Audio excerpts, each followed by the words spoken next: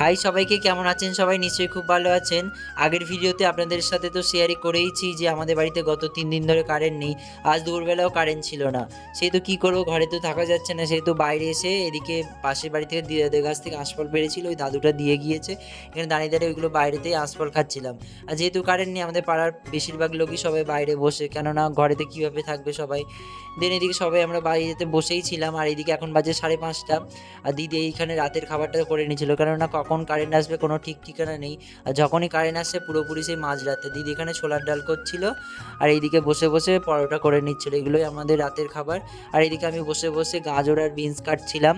আজকে একটু egg chowmein বানাবো। আপনারা যদি বলেন তো অবশ্যই এগ চাউমিনের রেসিপিটা আপনাদের সাথে শেয়ার করবো। তো চলুন, এইদিকে আমার চাউমিন হয়ে গেছে, এখানে চাউমিনগুলোই বাড়াবাড়ি করছিলাম। চলুন আমরা সবাই মিলে খেয়ে নিই। আজকের ভিডিওটি এত পর্যন্ত।